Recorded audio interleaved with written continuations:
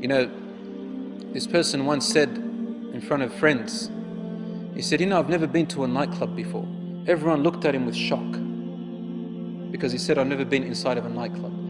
All of a sudden, a nightclub not being in there is a shock to everyone. Another one said, I've never kissed a girl before. Everyone looked at him in absolute dismay. Not only in dismay, they thought he's a loser. And now they make movies about men who are losers because they can't get women, and they call them wimps and they're cowards. How things have changed around. Where women have lost their absolute value, men have lost their value, and this type of behavior is considered to be noble and courageous. Allahu Akbar. You're a warrior, you're a hero if you can serve your lusts and temptations. And then you have issues of rape and crime, and then you've got laws, especially in Western countries, that can't even solve anything. Just the other day I read in the paper about a man who was convicted in the court of law in Sweden. He was convicted of rape. You know what kind of rape? It says that the woman, she agreed to have intercourse with him.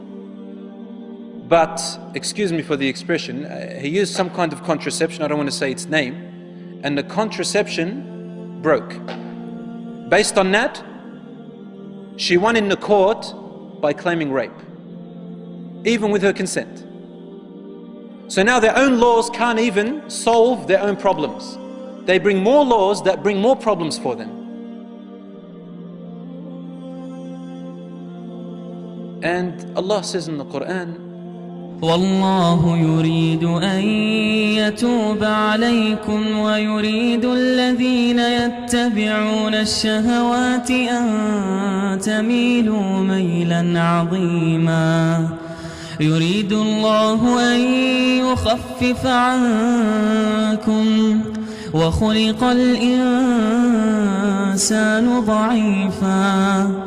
Those who follow their own lusts and temptations, they want to lead you astray, away very far. Allah wants to lessen the burden off your shoulders. He doesn't want you to fall into harm. He doesn't want you to fall into predicaments where you can't climb out of. يُرِيدُ اللَّهُ أَن يُخَفِّفَ عَنْكُمْ. These laws in our deen are only there to protect you. They are not there to cause you harm or restrict you, ya akhi.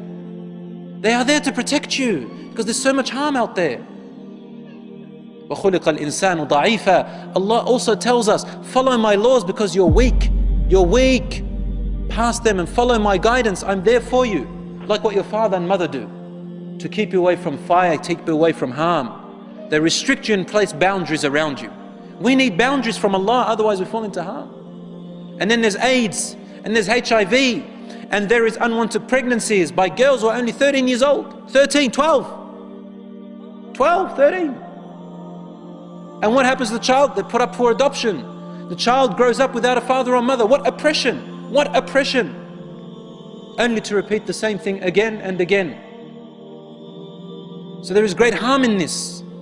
And here we are, they're trying to tell you youth that doing these actions makes you a man. You want to become a man? I dare you to get married. I dare you to get married. Because to them, this is the most cowardly thing. They don't dare to get married, brothers and sisters. They don't dare to get married.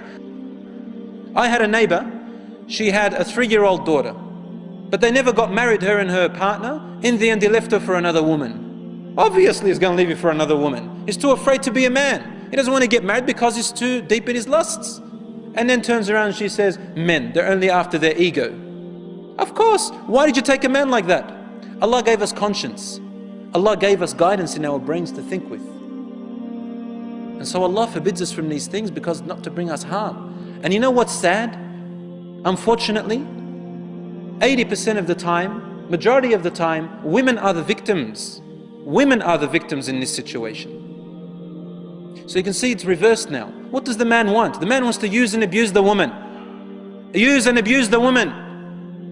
And you know what? If these young girls were able to look inside and read what's in the mind of young men these days, wallah, I don't think any of them will even hang around as much as 10 kilometers away from a man, close to a man. They wouldn't want to. But the men, they like to deceive women, wicked men. They like to deceive women, wicked men, non-God-fearing we're talking about. And then you get this poor woman who thinks that, oh, he's my boyfriend. We're going to stroll in, this is the image she has in her head. We're going to stroll in the park. He's going to pick up a daffodil and give it to me. Or a rose. Hand in hand together. And then we're going to wait until the sun sets. And the birds chirping around us in this beautiful park. Poor thing. This is what she thinks, right? But the man is thinking about one thing. And he's going to tolerate all of that until he gets to it. I'm talking about men with diseases in their heart, and there are many of them today. With the tabloid, with all the sceneries that you have out there, and all the things that are occurring, I feel very sorry for a lot of women, and I feel very sorry for a lot of men who have sold their youth and sold their chastity, sold their dignity to be so cheap.